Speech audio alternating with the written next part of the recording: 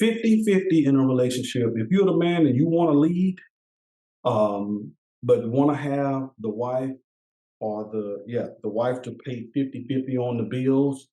And if you don't pay 50-50 on the bills, then you're not worthy of being a husband or a leader. That's the topic we're talking about today. If you into it, chime in. All right.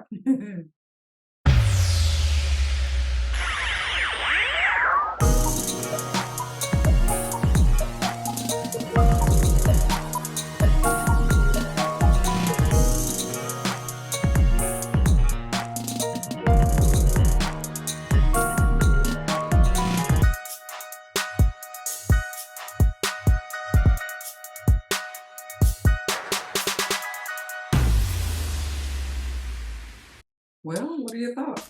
So, what say you? Before I chime into this, so that there's some context. Okay. There's some context to this.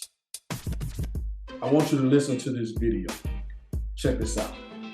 Oh, before we do that, point of view, fair use. This is for educational purposes so that we, are clear about this. All right. The new client, and it is my hope that what I shared with her is a blessing to you. She is 30 years old. She has been dating a guy for 2 years. He is 39. She says they have a great relationship. She says they have a great relationship with her is a blessing to you. She is 30. Conversation I had with a new client, and it is my hope that what I shared with her is a blessing to you. She is 30 years old. She has been dating a guy for 2 years. He is 39. She says they have a great relationship. They've been talking about marriage and recently have spent the last 6 weeks in premarital counseling. They're thinking about getting engaged. She said everything is going great. So I said, what's going on? What can I help with? She said, well, in her last pre-marriage counseling session, the counselor asked them who is going to be the leader in the marriage. And before I share what she said and what I said, let me say this. This video is not for people who don't believe in gender roles, who don't believe in the power of spiritual authority, submission the right way, submission in a relationship that goes from both a man to a woman and a woman to a man. If you don't believe in any of this, then none of this video is going to make sense. When she asked that question, the gentleman, her boyfriend, spoke up and said, I'm going to be the leader. And he said, because that's the way I was raised, that the man leads, he's in charge. And he is the one that should be out front. She said she did not have a problem with the answer, but she recalled a conversation that they had recently. I said, what was the conversation? She said, well, when they got off of that call, she told him, they had a brief talk, and she told him, she said, listen, I don't have a problem with you being a leader. But when we had a conversation about finances, I asked you, how would we handle and manage finances in a relationship? And you said that we were going to split 50-50. I said, interesting. I said, did you agree with that? She said, no, it didn't, really settle with me. But if he wanted to split 50-50, I was willing to do that. But in my mind, if we split 50-50 on one thing, we split 50-50 on everything. Let me say this to all of you, and especially to you men that are tuned in. It is so important that you recognize that leadership is not limited to just one thing. Leadership in a relationship is inclusive of all things. I asked her, I said, do you know what a helpmate is? She said, yeah, I've heard that term in church. I said, what did you hear? What did they say? She said, well, it is the role of a woman to assist a man in the context of a marriage. I said, that's true. I said, but let's go a little bit further. If my 2 children assist me with cooking dinner, what are they doing? She said, they're helping you cook dinner. I said, yeah. I said, but are they cooking the whole meal or are they doing a part of the meal? She said, probably a part. I said, right, to the extent that they are just doing things here and there, but they're not fully in charge of the meal. Who's fully in charge? She said, you are. I said, perfect. I said, if you are paying half of the rent, half of the utilities, half of all the bills down the middle, you are not a helpmate, you're a roommate. She paused, looked at me. She started to tear up. I said, what's wrong? She said, nothing's wrong. I'm not offended. She said, you're correct. I said, have you ever had a roommate in college? She said, ironically, yes. I said, was it an apartment? She said, yeah. I said, how did the bills work? She said, we split everything. I said, and who did you feel like your roommate was in charge of the place or you were in charge of the place? She said, I felt like we were both in charge. I said, exactly. I said, marriages don't work the same way. Fellas, let me say this to you. And I want to be as brutally honest and kind, but honest as I can. Fellas, if you are not prepared to lead a woman in everything, you're probably not prepared to lead her in anything. What is so unfortunate about this time that we live in now is that there is this narrative that men should be leaders. And I believe that. I believe there's nothing more powerful than a masculine man and a feminine woman connected together who are both healed in that, who understand spiritual authority, because that's important, who vibe with one another, because then roles become so much more natural and less about job descriptions, if that makes sense. But fellas, hear me clearly. If you are not prepared to cover everything or mostly everything in that relationship, you're probably not prepared to lead her. Now, I know this probably won't make sense to a lot of you, but I'll put it to you this way. If you pull a woman out of her mother's or father's house or out of her environment, say she has her own place, she has her own properties, things like that, and you pull her out of her place, and let's say, you all have a baby. I asked her, I said, do you all have kids? She said, no. I said, have you all talked about having kids? She said, yes. I said, perfect. What's going to be your plan after you have kids? Are you going to want to stay with that kid for a while, or are you going to want to go back to work or do whatever you do? She said, I'm going to naturally want to stay. It's my first child. I said, exactly. So financially, you all probably need to be in a place where things are covered so you can do that, correct? She said, yeah. Fellas, if you are not able to cover at least 51% of the bills, you're not leading that household. It doesn't make you less of a man. It doesn't mean that you don't have value. It simply means you're not in full authority and full leadership. I don't care if the percentage is 51 to 49. I don't care if the percentage is 70 to 30. In my mind, I shared with her, a man should at least cover the rent, the utilities, especially if they're significant, car notes, things like that. The woman can cover other little bills that may not be as significant. If you all go on trips, vacations, whatever you want to call them, that gives her the great opportunity to invest into you and to y'all.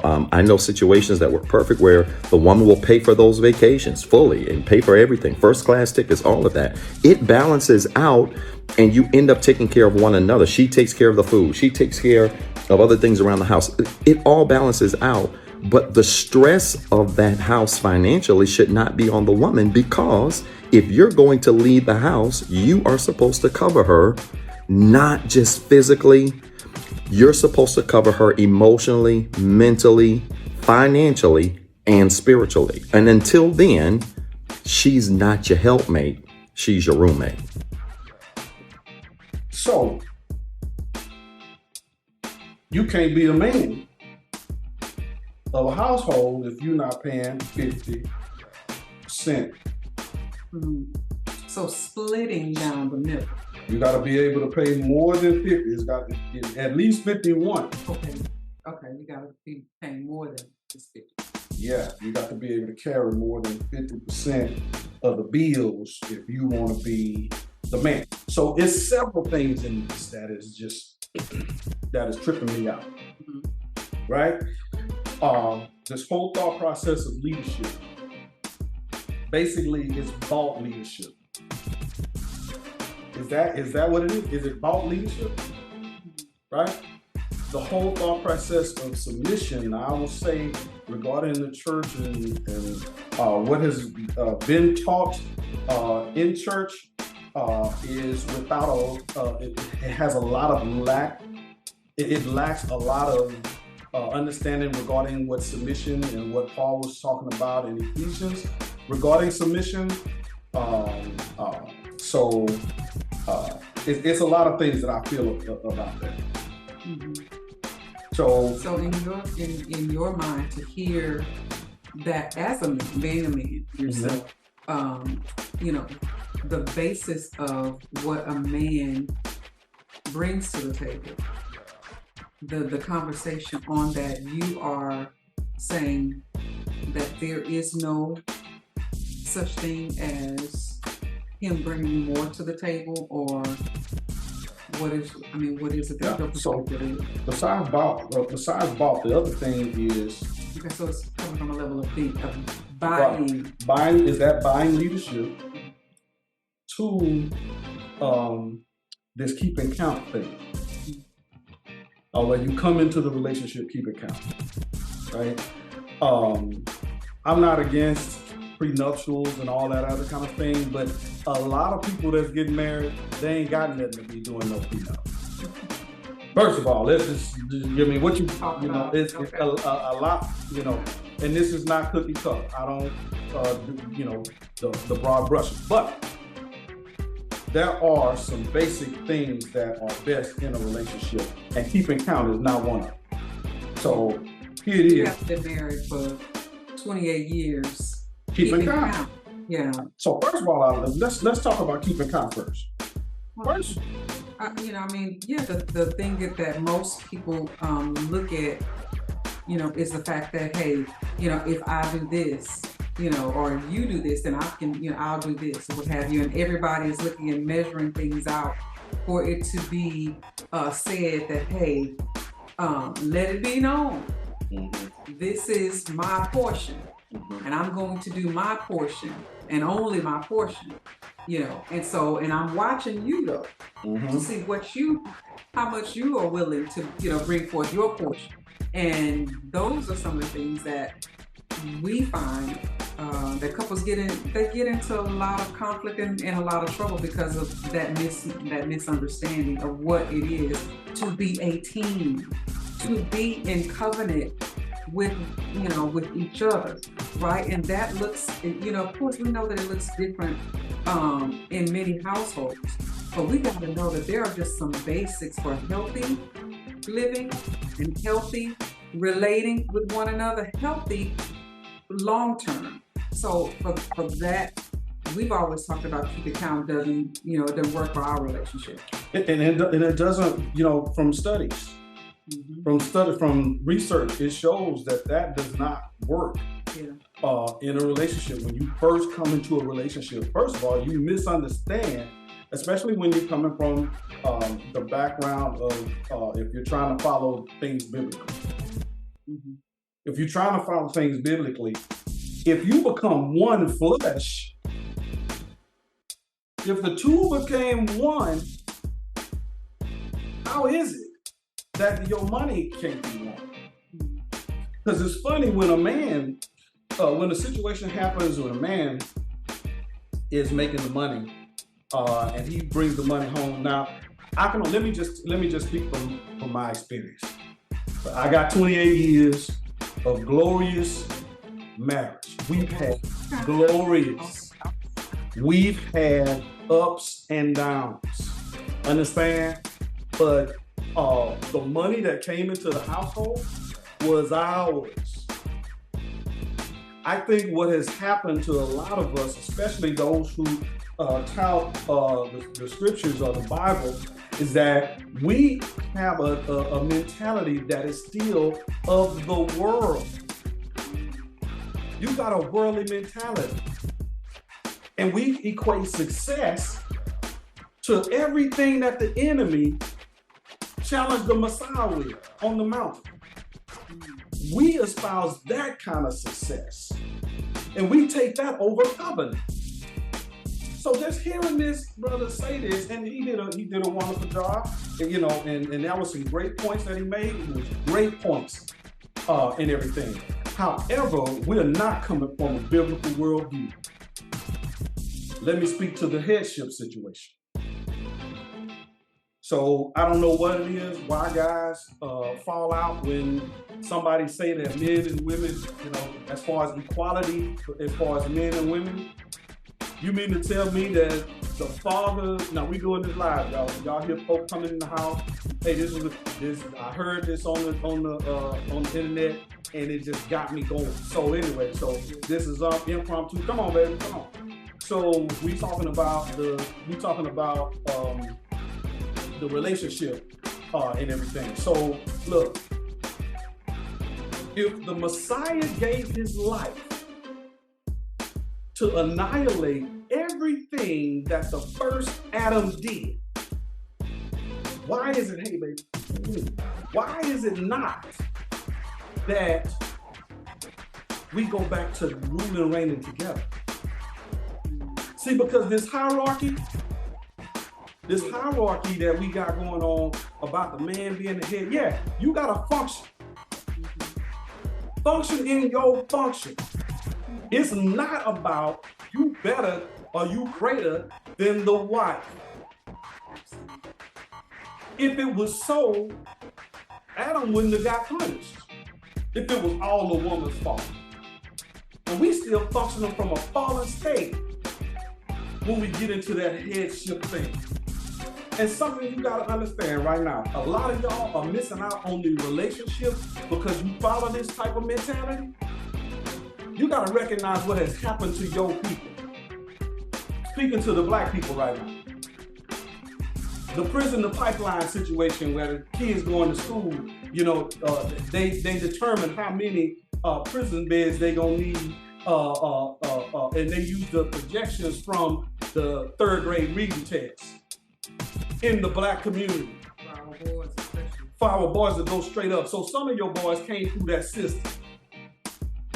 And some of them can't make a bunch of money.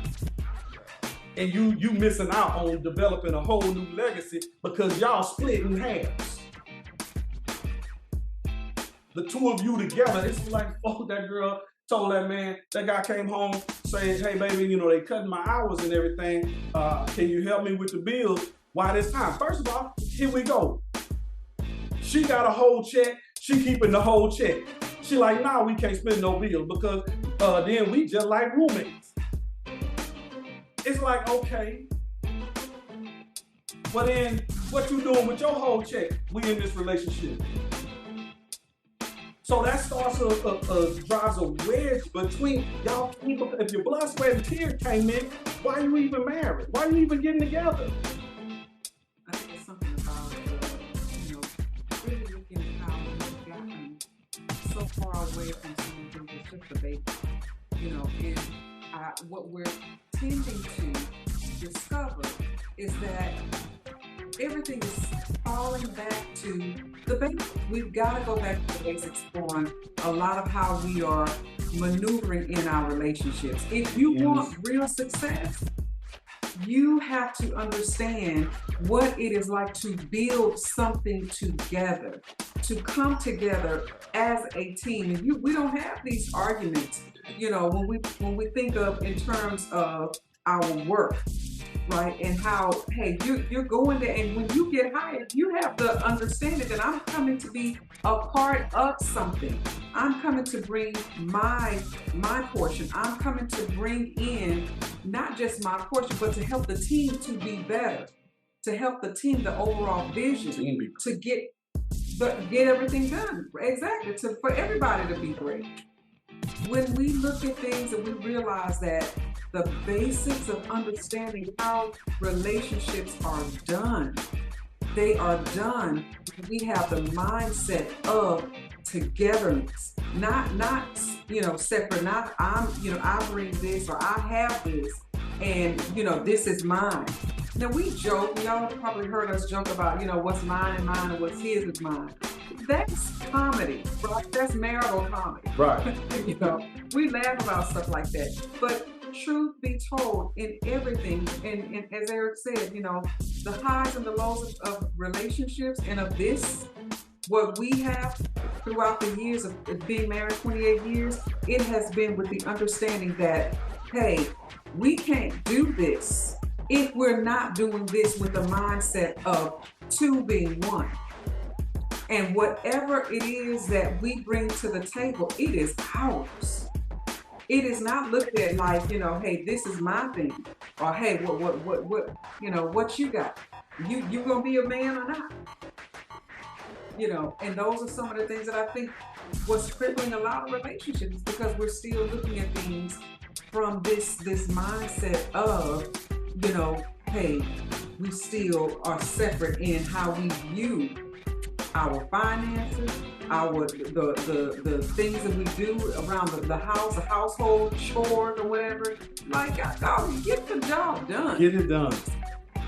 Get it done. It's got, like, y'all see me sitting here, and I'm working on the computer. Y'all see what my husband is doing? He's doing dinner. He's honoring me and this family, because this is something that we do. We don't just, well, that's that. Why is she not doing it, the cooking? Hey, this is not what we look at as being thought of as, hey, this is how we function as a together unit. that's right. And understanding, hey, how are we going to move forward? We have a thing that we did called Habos and Hash Browns. Habos and Hash Brown. We were at a time when we were living in Northeast Houston, but my work was on the south side of Houston, way down near Sugarland. It was West Chase, and Elaine was doing the school. We had just started a little academy with the previous ministry we were with, and so one of the children lived in is that Ely? I want to say Ely. So down in Lake. Anyway, for those who are not in Houston or not familiar with Houston, it's a long way away. A long way. So in the morning, I didn't just lay in the bed and wait till it was time for me to get up, for Elaine to iron my clothes, get the girls ready, and for us to, for her to fix the food and all that other kind of stuff. No, I understood that was shared. That was something in order for both of us, because I'm about time, right? So in order for the dream to work, I know how to comb hair. And do it well. You did it Say well. that thing. I know how to make some hash browns. Understand? Because it was about the ultimate goal, the shared goal. It wasn't about, well, I'm a man, and men don't do that.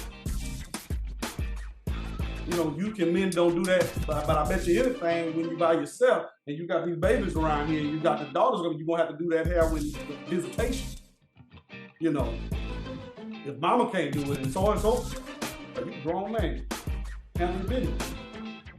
But this whole way, this thing about the bag and all of this other kind of stuff, and the keeping count, you're not gonna. It just don't work, y'all. I'm just telling you.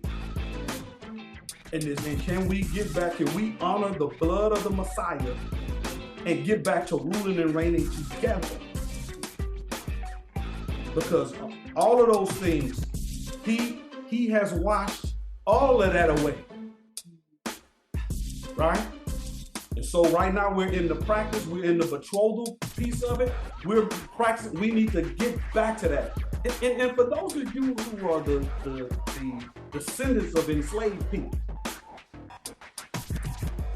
Ola Uda Equiano, go and read just the first chapter of his book, where he said that the husband and the wife and the children work together in agriculture for the most part.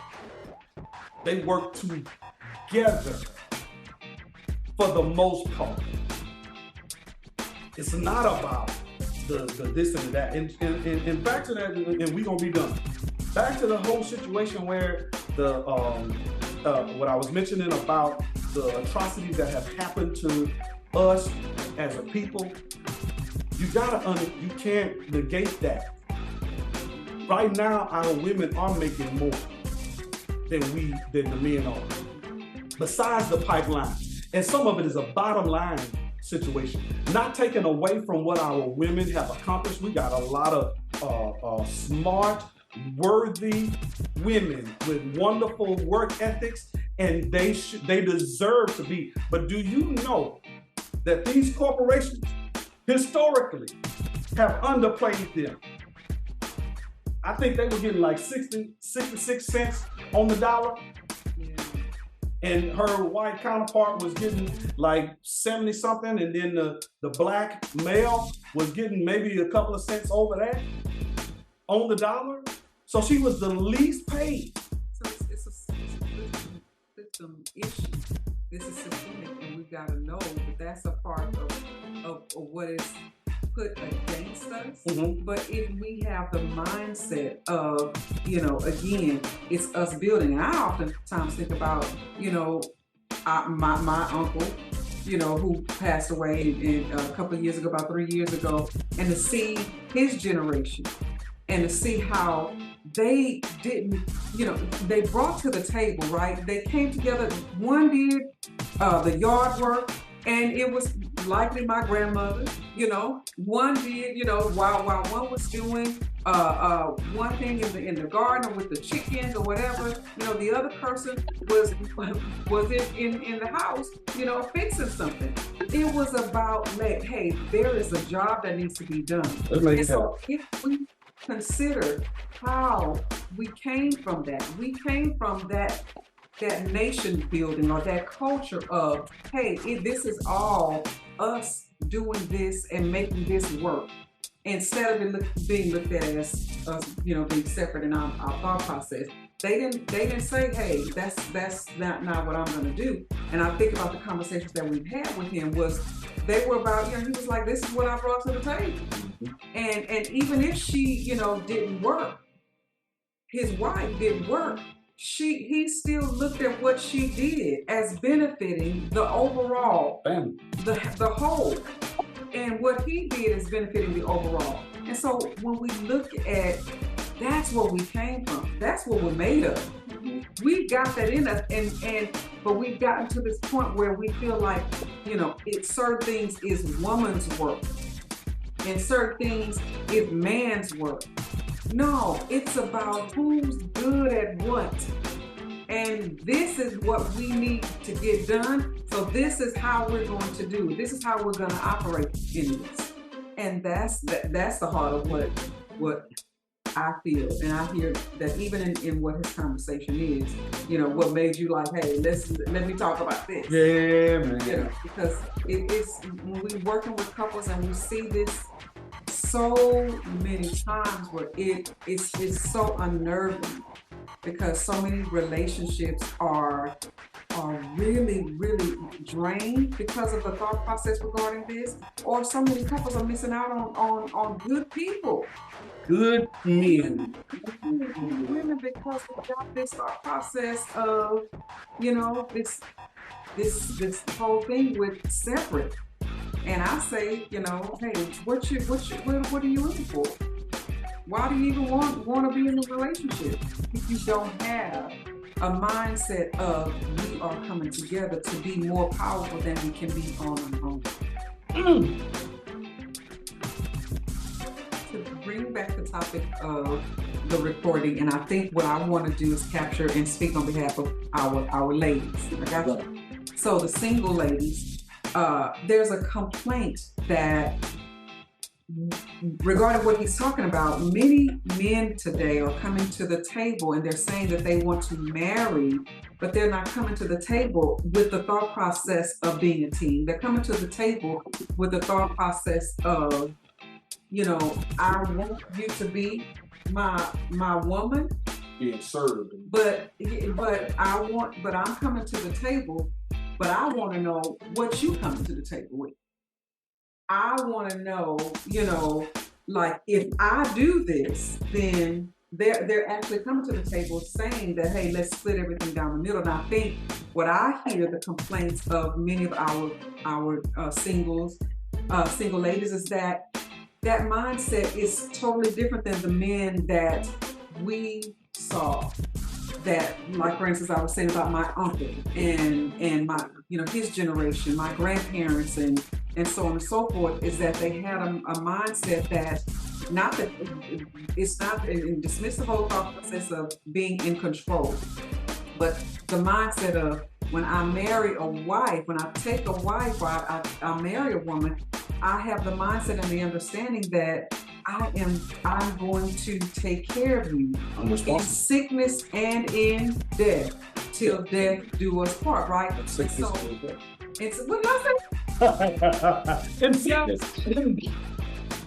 Thank you.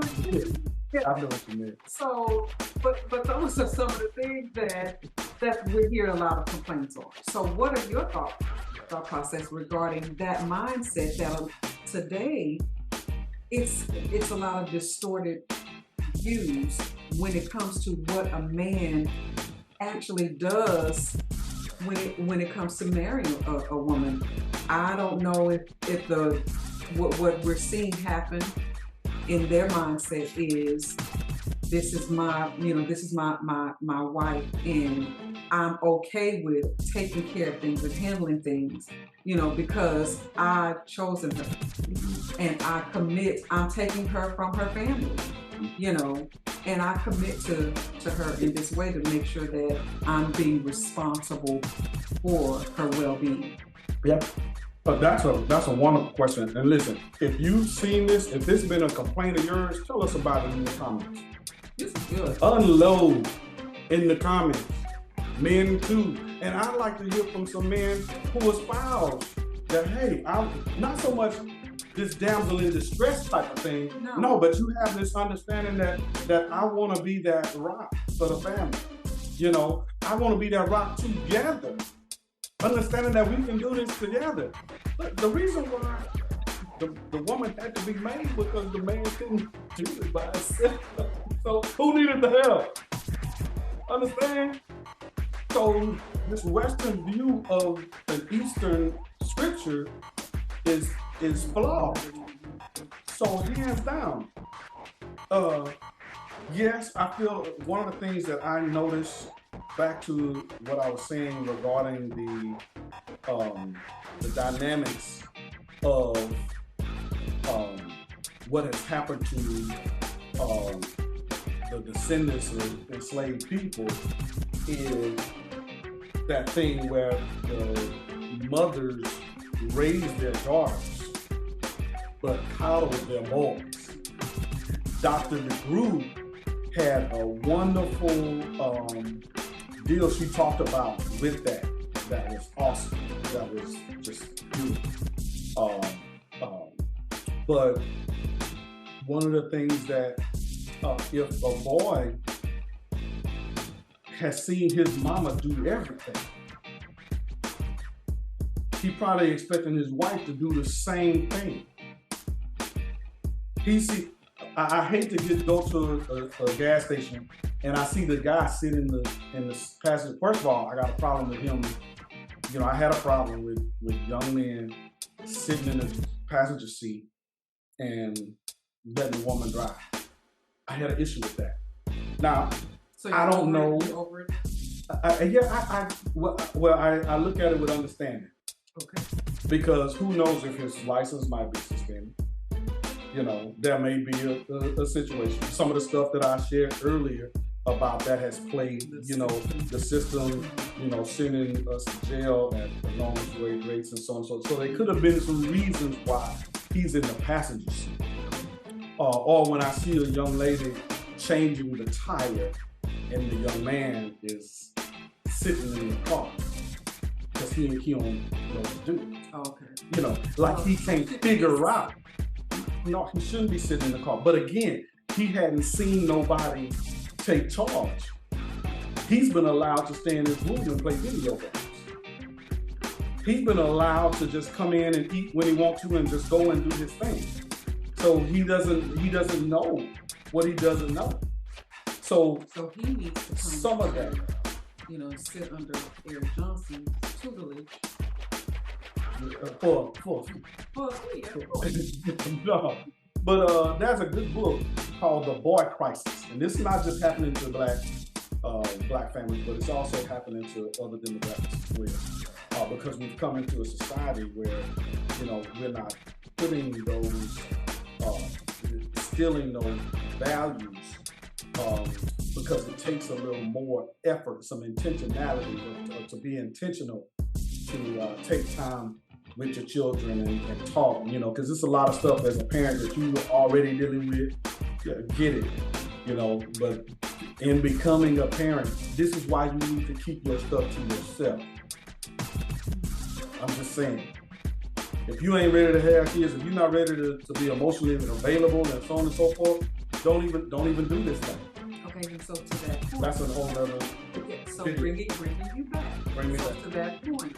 If a young man is not ready to be responsible enough to be able to say that I'm able to take care of you, then is that perhaps the lens that a lot of the women, the young women that are single, they're finding themselves in dealing with that mindset? Maybe he's not, he shouldn't be, like what you're saying, he shouldn't be even willing to, give himself over to marriage and take on the responsibility of a wife because he does not have that understanding of team. Yeah, I say remove the take care of. Okay. Remove the take care of. Okay. Because one, I don't want you dependent on me. You need to be dependent on the Father. Absolutely. I don't need to be dependent on you. Because if we look back in Eden, let's just study Eden. Let's just study pre-fall, chapters 1 and 2, Genesis 1 and 2. Mm-hmm. They had dominion together. Eve was not, she didn't have a name. Her name was Adam. So she didn't depend on Adam. Mm-hmm. Her dependence was, she was there to do her particular function in the household. So when you married me, mm-hmm. you had the mindset of what? We remember how I say, man, we a power couple. Mm-hmm. That's how I viewed that. Mm-hmm. And she was on track, even though I got a management position. I recently got a management position. When she was in insurance, she was on track to start making more than me. She was getting promotions left and right. It didn't dawn on me like, man, my wife gonna be making more money than me. Mm-hmm. No, it was like, oh, we gonna bring in some more money. We gonna bring in some more money. Okay. And that was my thing. Even when you became a work from home mom, when Lane told me she was not going back to work outside the house, we didn't have internet like this. I was like, she opened my eyes to that whole thing. I didn't act like, well, because I'm making the money and the whole check is my check, I didn't trip like this is my money. No, this is our money. That's true. We never had that as a part of our equation. It wasn't part of our vocabulary. It was never an issue that we see a lot of the strain in relationships. So, however, did you have the thought process though? Because you came and you moved me from, at that time I was, my oldest sister had asked me to live with her because my sister that's right above me, she got married. They were concerned about me living on my own, being, the last one, the youngest and all this, and being so skinny or petite and, and being, on my own. So you still came and you moved me from my sister's house to your place, right? So there was still a mindset of where you were being entrusted. You were being entrusted with their sister. Yes, I had a responsibility. That's what I'm saying. So okay. Maybe the wording of taking care of, I agree. Right. Being careful of that word, but there is a responsibility that a man should have when he comes and he's saying, hey, I'm wanting to marry you. And I think that's the complaint that that's the the real women of today are saying that these men who are not real men, in considering how they're viewing when they're coming to the table, they're saying, what you got, what you bringing. And like what you said, your viewpoint, your mindset, and I hear even our daughters and their friends or what have you, they're like, oh my goodness, like, where are the men like your daddy? Right? Because that is the complaint, that the mindset is not there. So I think that's probably where, we're wanting to know from you, what is a possible solution to this crisis? For one, we got to come out of Babylon. Okay. We got to come out of this Western mindset, hands down, regarding achievement.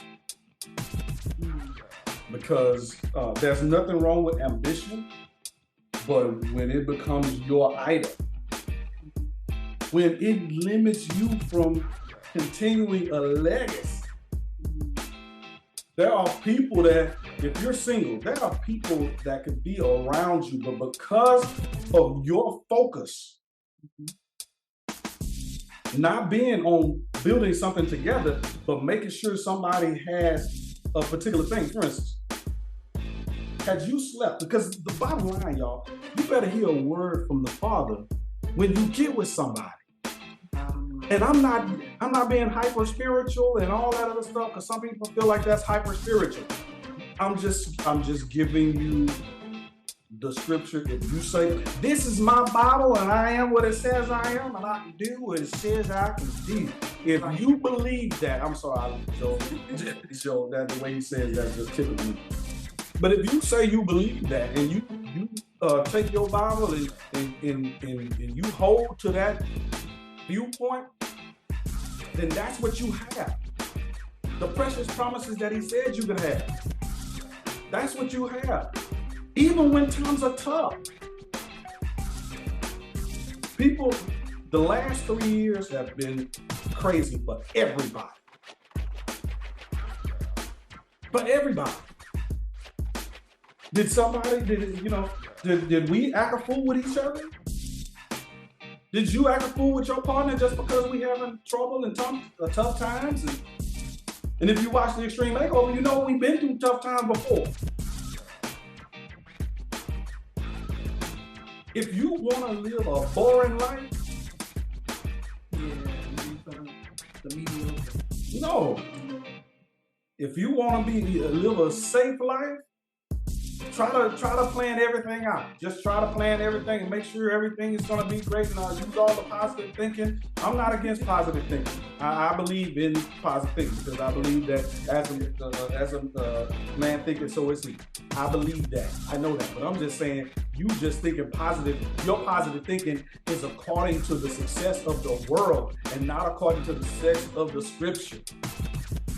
Being where the Father would have you be at the time he needs you to be it. That is success.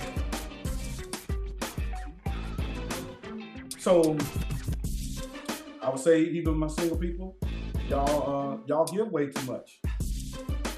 Y'all doing way too much in the beginning without the commitment. And then you're trying to figure it out. Once you didn't have the sex. I mean, you done seen people, and you've done it yourself. If you've done it yourself and you done had sex with different folks and you just done had sex and you end up with the same result, but try something different. Don't have sex with folks. And watch them be revealed. And if you a believer in the church, because what's interesting to me is that folks in the church is moving around. Folks in the church is moving around. And they've espoused the way of the world. And you gonna get the way of the world results. Sorry. Not so. It is what it is. Hands down. With that, holler. Think about it, y'all. And my prayer is that you will not pass up on folks because of this mentality. Because bottom line, Exactly. 2 is better than 1. So a person that's, all of the Kevin Samuel stuff that was going around about having this type of man, high value this, high value that. You don't know the value, a person's value until you go through something. You need to watch people and see how they function when they're going through something. Do their core values go out the window when they go through something? Do their coping mechanisms rise up when they go through something? A coping mechanism that you really don't want to yourself be coping with? Those are the questions. Hands down. All right? Look, again, if you getting married, you at the end of this video, you want to get married, go to ElaneandI.com. You will see some information on ElaneandI.com regarding an on-demand class, Start Right, Stay Right. We got that available for you. And look at some other things. Go on to YouTube, like, share, and subscribe. Whatnot, turn on the notification bell. We do the work. We be working. We be working. That's my country in it. That's my country coming out. Yeah. Listen, we be working, and I'm telling you, things. The demand has gone up, the services and everything, and we also have couples that we are sponsoring. So if you want to give to something like that, you can hit that. I'll put the Cash App on the screen or whatnot. A way that you can help the E-Square community, to where we can help those who need help, a little assistance, getting the help that they need. But yeah, go there, check us out on Instagram, and what else, Elaine? That's it. Everything Elaine. Oh, if you want to check out Wani Radio, if you want to check out more of our faith-based information, all right? We come on Sundays at 10 and 4 o'clock. Wani Radio, Wani.com. I think it is WNI. Yes. Yes. All right, y'all. And if y'all want to see more of Eric in the kitchen. Oh wow. Hey. Really? That's what we're doing? Heck, I'm just saying. It's what we can see more of, and we like that, and we appreciate that. But I do appreciate you, baby. Yes, ma'am. You do a wonderful job. Amazing job. I feel like I'm being buttered up. Give me a little bit more butter. Okay, we can see it. All right, y'all. Peace and blessings. Multiply blessings. Later. Later.